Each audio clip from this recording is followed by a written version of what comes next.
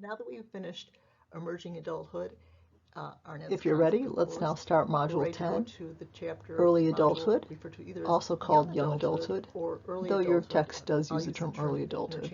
Totally interchangeable. The discretion of the author.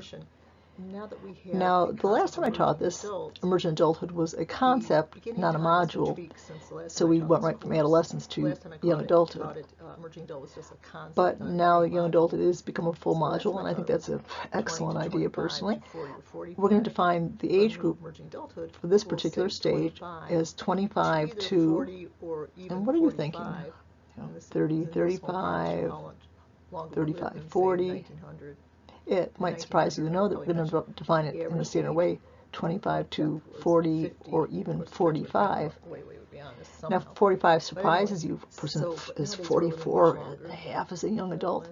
Well, consider that in the year 1900, 50 was the average lifespan. Half the people made it, half the people didn't.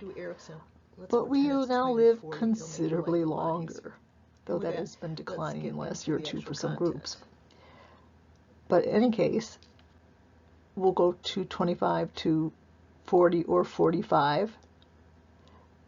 There is a hint for the Erikson questions that might appear. Ignore the 40 to 45 part of it because that'll make it not coincide nicely and neatly with Erikson as it used to. So for just in the case of Erikson, ignore those last few years. That'll make your life easier.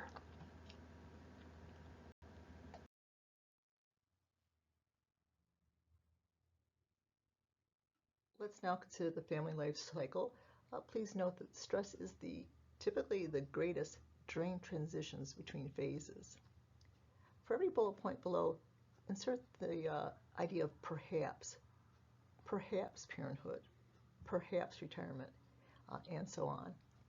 In terms of the bullet points that should be there for emerging adulthood, well, since we just finished that chapter, go ahead and in your notes, I hope you're taking notes, in your notes, go ahead and put some of the major facets.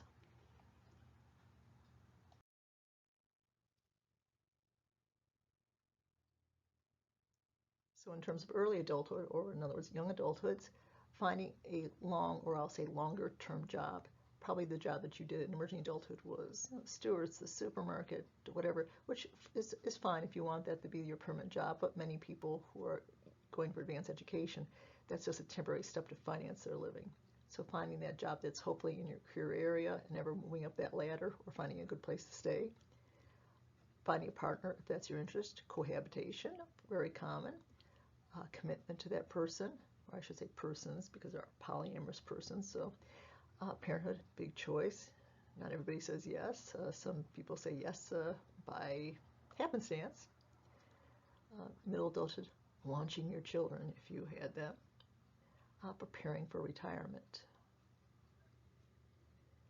The earlier you start, the more money you'll have saved. So saving $25 a week, $20 a week when you're in your 20s will make a much bigger effect than saving 3 or 4 or 5 times that in your 50s. A late adulthood, retirement, but again, not everybody can afford to retire. Aging, if you survive, that will be inevitable.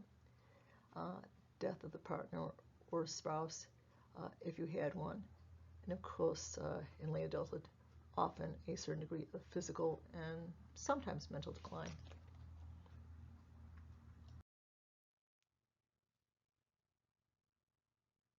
So hopefully tertiary education or post-secondary education was high in your list of emerging adulthood. And I'm always surprised when students don't list that, or when I talk about self-concept in intro psych, when asked to jot down everything that describes you, that's essential to you, that's near and dear to you, so many people don't list being a college student, which is probably your central focus, or at least one of the top 2 or 3 when you're in college. But anyhow, developing an identity, the values, the goals, the who am I, what do I believe in, what do I not believe in, what do I want for myself, etc., etc. Often mark instability in dwellings. We said the greatest number of residence changes will occur during this time period. Also, typically the greatest degree of job changing. Also, the greatest degree of, often year for year, relationship fluctuation. A time of great freedom and exploration for many, but not all, most. If you had a child maybe in high school, this might be a very different path for you, and so on. If you're a member of a particular religious group or ethnicity that has strong feelings in these areas, that can also have a huge impact as well.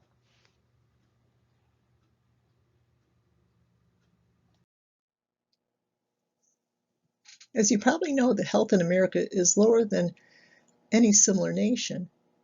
Take a moment and, if you will, think of how many possible causes of this that you can identify.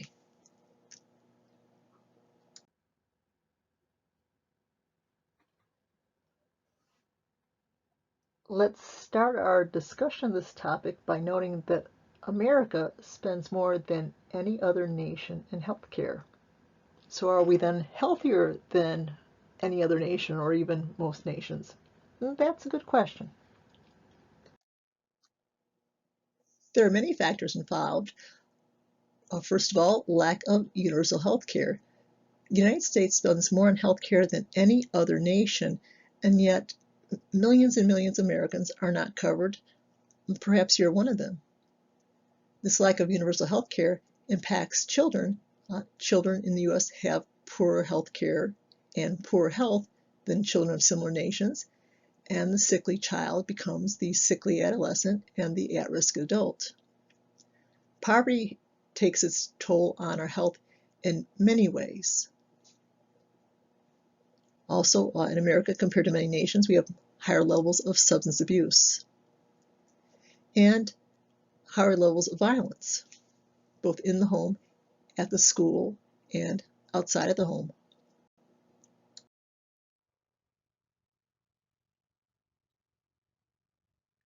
We also have to consider systemic racism and the other isms, genderism, sexual orientation-ism, ableism, ageism, and many, many so-ons.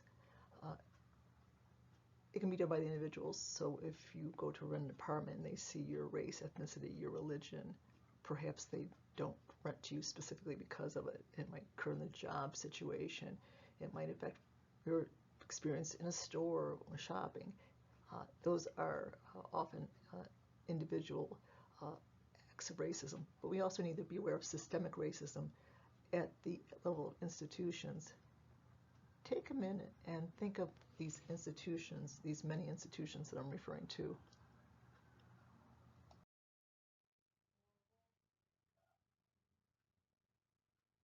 So let's consider how many of these examples of systemic racism you thought of, and perhaps you thought of a few I didn't, in terms of hiring, in terms of promotion and salaries, housing and bank loans,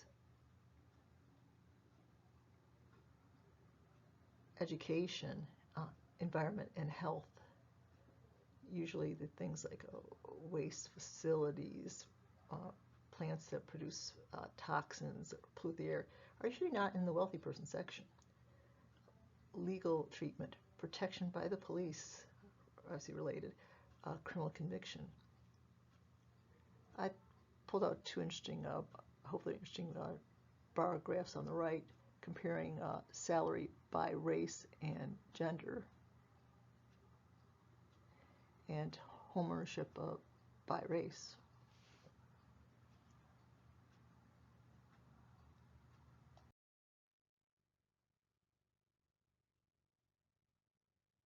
I was introduced to the concept of the seven-headed hydra a few years ago at a DEI conference.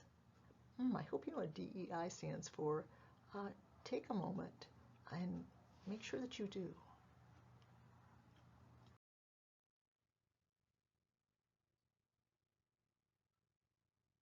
So let's consider the heads of the hydra. Patriarchy, male privilege over females, even to the point of controlling their bodies. Big issue right now. In one particular state, if a woman was pregnant and her the fetus was non-viable and was going to die, and it was at risk of even her life, there are attempts to force her to continue. The one woman I'm referring to had to actually leave the state to enable to save her life. So male decision-making over females. Race/ethnicity, that's probably what we think of first and foremost. Colonialism and paternalism. that white Western culture has privilege over non-white, non-Western cultures and can control their destinies, can guide them like a fatherly, benevolent figure or as a despot.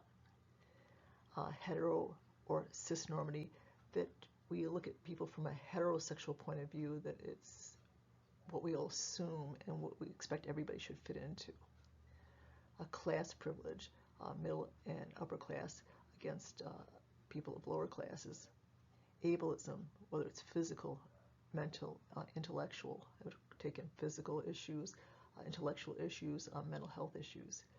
Ageism, that if you're old, you are less capable and need to be guided and often just not seen. A lot of these individuals are just plain not seen and not considered.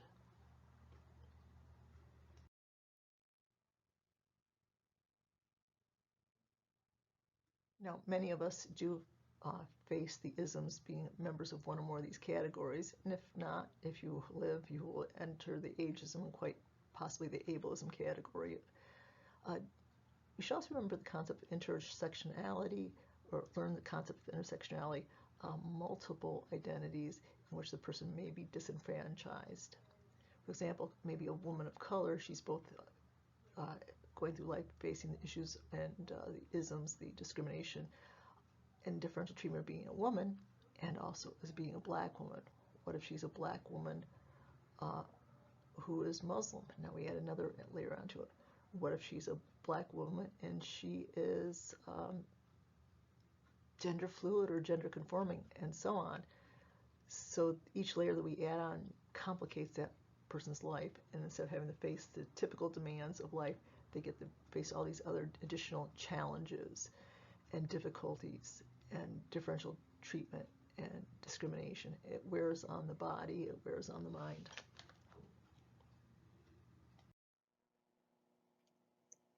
Our peak development is actually in the early 20s, and virtually all body systems will begin their decline in young or early adulthood. But why? I'm asking you to take a moment and think of as many body systems as you can and think why they're declining, and in general think, why do people decline with age?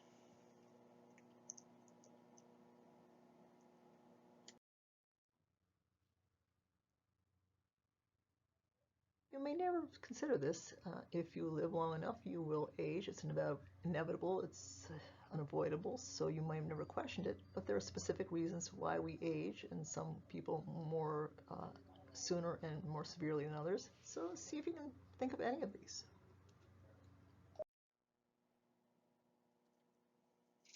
Let's look at the various explanations for why we age. In no small doubt, no small part, aging is a result of all these factors. Some body systems are affected by some of these more than others, but they all play a role. Let's start with hormonal changes.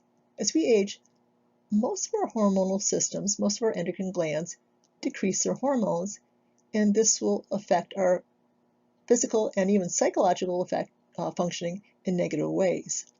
For example, if you consider sex hormones, estrogen, progesterone for women, testosterone for cis men, their decline will have noticeable effects. Both sexes will see a drop in fertility. Women in particular, as I teach in my human sexuality class, due to the lower levels of these hormones, particularly estrogen, will find differences in their sexual anatomy, the vulva and vagina. But overall, probably the biggest effect of our functioning due to hormonal changes would be growth hormone. I could foresee someday in the future the possibility of growth hormone supplements.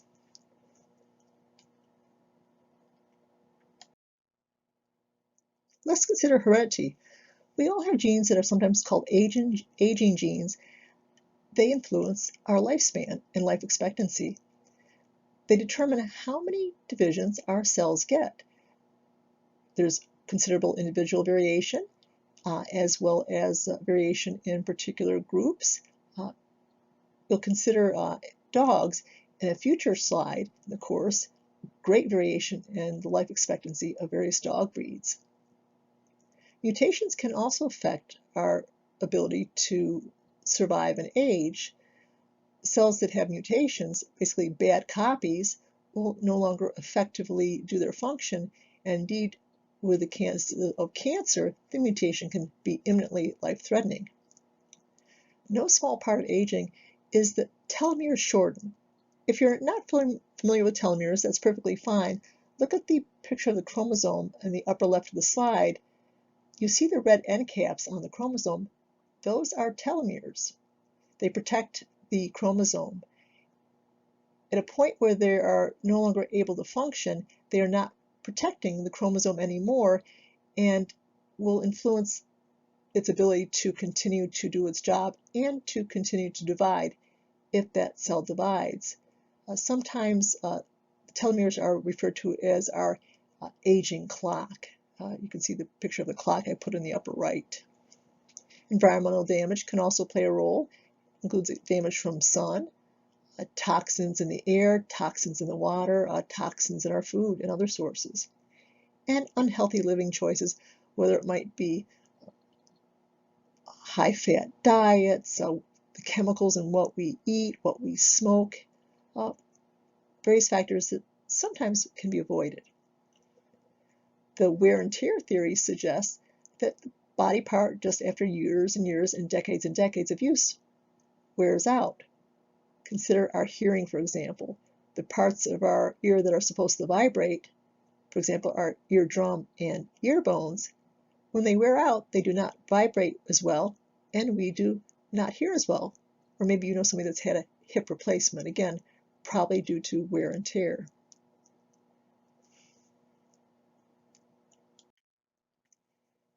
Aging also results from changes in our immune system, both over and underactive. An overactive immune system means autoimmune disease. They can be life-threatening, such as anemias. Some autoimmune diseases attack the thyroid. Other autoimmune diseases result in such issues as arthritis.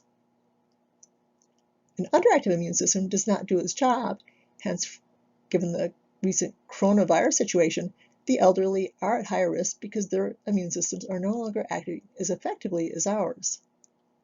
Underactive can also play a significant role in cancer. When a cell goes cancerous, it's the immune system that searches out the cell and tries to destroy it. The younger body is much more effective in finding these cells and eliminating them. The last one we'll talk about is cross-linkage. This refers to proteins in the cell. Instead of staying in the compounds that they're supposed to be in, they bind to other materials. When this happens, the cell can no longer function properly. A common result is loss of elasticity. For example, the skin begins to sag. Also particularly affected would be the skin. So consider the hand on the bottom right with age spots. Or consider the lens of the eye stiffens so that vision changes occur. As we age, virtually everybody acquires glasses. Or consider the clouding of the lens, cataracts. Again, these are all due to cross-linkage.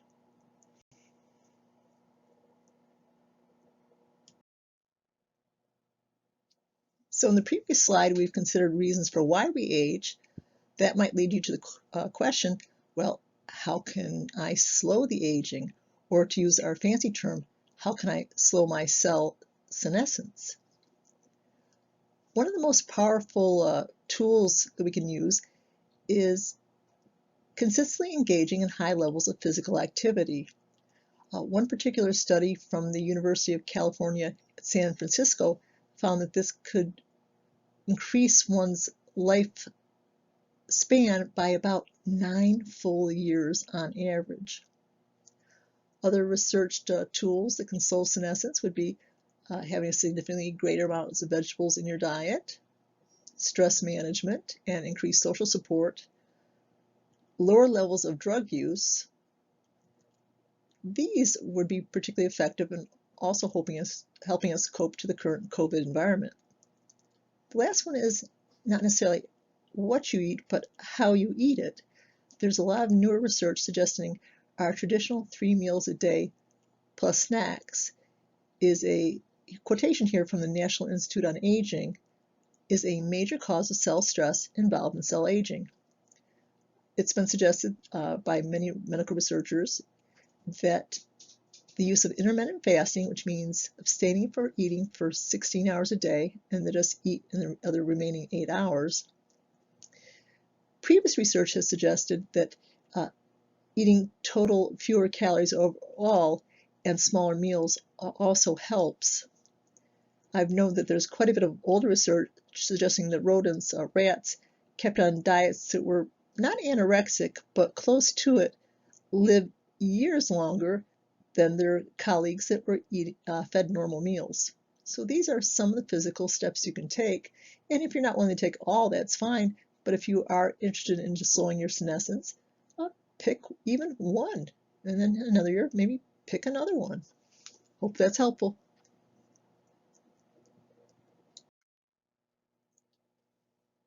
Let's examine how our different bodily systems function in young adulthood. Starting with heart. High blood pressure and high cholesterol damage the heart and are a warning sign for future problems. Currently, we are seeing high blood pressure and high cholesterol even in children. Motor performance peaks in young adulthood. It's not surprising. Most Olympic athletes are young. Most professional athletes retire prior to age 35 or 30, depending on the sport. Certain exceptions, of course, such as golf and bowling and the like. Lung capacity will decrease after 25, in no small part because the connective tissues stiffen, making breathing harder and less effective. The immune system will also decline early, related to a shrinking thymus. If you're not sure where the thymus is found in the body, you can see the picture on the bottom right. Infertility also decreases, so individuals who delay child rearing for career do have to face the possibility that the longer they delay, it will substantially decrease their ability and likelihood of conceiving children. Males, it's a gradual decline. For females, it jumps. For both sexes, the changes start to happen at about age 35. Let's consider obesity in young adulthood. Currently, just over 1/3 of Americans are obese, and many more are overweight. The newest research is yielding some surprising results. Individuals who are obese in their 20s are expected to live about 10 years less. Now, I'm sure you know that obesity is associated with heart disease, stroke, diabetes, but you also know that obese individuals have a significantly higher rate of some cancers. We've considered the physical consequences of obesity, but what about the social consequences? People who are obese have greater difficulty in finding partners, in finding jobs, and housing. Discrimination, of course, is illegal, but nonetheless, it does occur. Obese individuals are often mistreated by society, but also within the family. I pose the question, is obesity the last socially sanctioned prejudice? Now let's consider tobacco use. Of course, it falls within the category of alcohol and other drugs. At this point, smoking is down markedly in our culture and country, down to 17%. But unfortunately, the use of other tobacco products, such as vaping, is increasing dramatically. And I'm sure you're all well of the recent lung injuries and even deaths caused by vaping products. Most smokers start prior to adulthood, somewhere in middle teens. If you consider our smokers, 1 out of 3 will die directly from smoking-related diseases. The ones who don't die will still typically suffer from smoking-related illness. So if you have a smoker in your life, there's a little ammo. And if you're a smoker thinking about cessation products, I think that's a great idea, but until matters clear, I would stay far from vaping. Tobacco is considered to be the leading cause of preventable death in our country. Interestingly, let's look at personality in terms of tobacco use. You might have an intro psych in the personality chapter looked at the Big Five trait theory. It's interesting that when we study tobacco users, specifically smokers, we find negative changes in all 5 areas of those personality traits, but none in the non-smokers. I don't know when you took intro psych, but try to think back. Did your teacher teach you the ocean mnemonic? Can you try to remember the Big 5 personality traits? They could appear on your quiz. So think of the mnemonic ocean.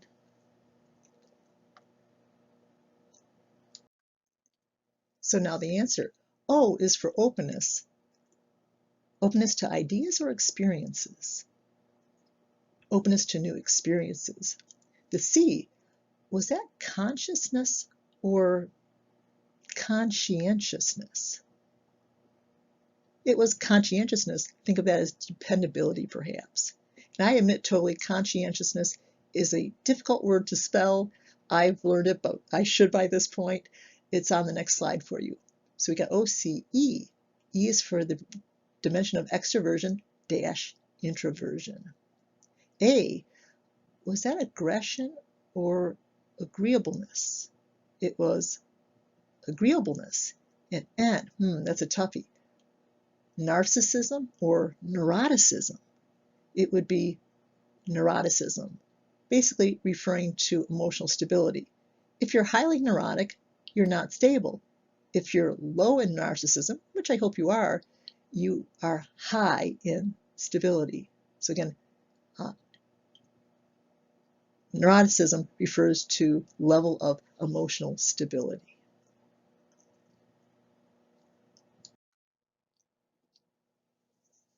We noted that our peak development is in the early 20s, but it can be a very risky time too. Please take a moment and see if you can identify the top 5 leading causes of death for people in young or early adulthood. Humor your teacher. Go ahead and do it, please. The previous slide asked you to identify as many possible causes of death, major causes of death that is, that you could identify. How many of these made your list?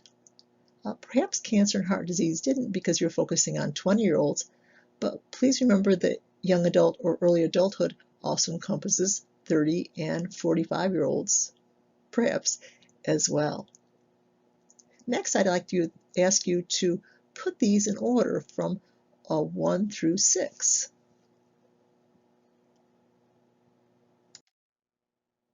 Before I give you the answer, could you take a moment and decide which is the leading cause of death for all Americans?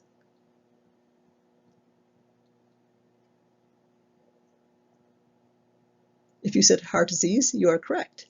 Now for the ordering, if you take the first cause of my list, alcohol and other drugs, and switch it with accidents, that is, making accidents first and alcohol and other drugs fourth, you now have the correct order. Lastly, before we leave the slide, I'd like to ask you for each one, with the exception of accidents, to guess whether it's going up or down in terms of its risk and prevalence since, say, the beginning of this millennium, the year 2000. After you've made your decision, please click the last icon. Let's see how you did. Let's start with alcohol and other drugs. If you want to say they're increasing in risk of death, you are correct, especially with the opiate epidemic, especially with fentanyl. The rate of suicide is sadly also increasing. If you want to say the rate of homicide is going up, very happily, you are quite wrong. Apparently the homicide rate in this country peaked in the early 1990s. It is about half of what it was at that point currently. Skipping to cancer, it depends on how you phrase it. In cancer, the cases are going up substantially. not because cancer is becoming more common, but our population is aging and older people have a much higher risk of cancer. The rate of cancer is actually declining. So if you look at number of hundreds of thousands of people that have cancer this year versus 5 years ago, 10 years ago, 20 years ago, you'll see that the rate of cancer is actually decreasing markedly. Also, the fatalities in part are going down because the cancer medications are much more effective than they were even 10 years ago, particularly for breast cancer. Heart disease is similar to that of cancer. Although the cases are going up substantially because our population is aging, if you look at people dying of it, the rate is actually declining. So overall, good news, I believe.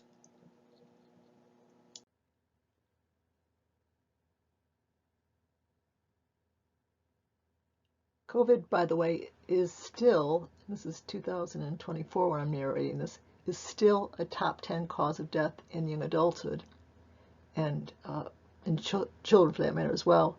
The people that are dying are almost overwhelmingly unvaccinated.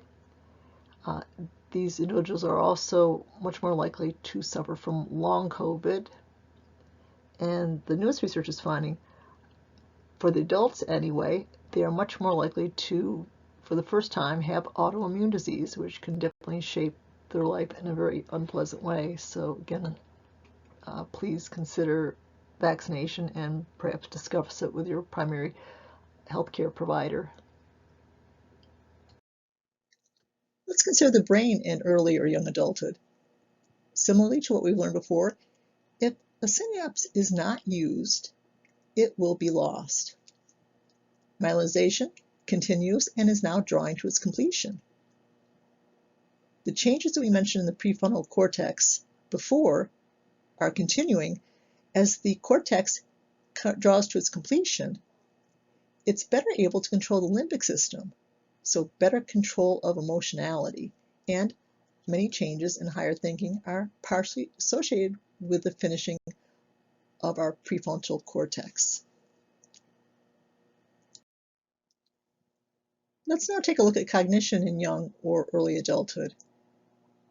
There's a shift away from the dualistic thinking, a more simplistic thinking style of black and white, right and wrong. There would be a movement towards dialectical thought, in which various viewpoints, which are recognized as valid, are synthesized and combined. Probably your worldview is very much of dialectical thinking. Let's consider multiplicity. This is knowing that a problem can be solvable, but not necessarily at the particular moment. Relativistic thought is knowing that there are many true potential possibilities, that often there is no best answer, but some are often better than others. Because there is often no one best answer, there'll be uncertainty, termed commitment uncertainty, and that's okay, since there are many valid choices. For example, maybe you're choosing between a few different careers. Maybe you have more than one relationship option. It could be a big decision in life or a very small decision, but often there is no best answer. And we need to live with the idea that we need to make our decision and going on with the knowledge we have, making decisions and commitments. But it's also okay to change those decisions and to change those commitments. So for example, if you attended this college with one particular career path in mind, more likely than not, by the time you leave us, you will be on a different career path. Also with cognition, let's consider Piaget's formal operational thought, which includes abstract thinking. Do you remember what percent of individuals studied that are adults fully attain it versus the number that mostly attain it? It might have surprised you. According to research, a mere 10% of individuals in adulthood fully attain it, while 70% will mostly attain it. This is a harder slide, and I think you'll have to spend some more time reviewing it. But I'm sure that you are up to the task. Maybe just do 1 or 2 thought styles at a sitting and then build on it. That way you'll avoid confusion.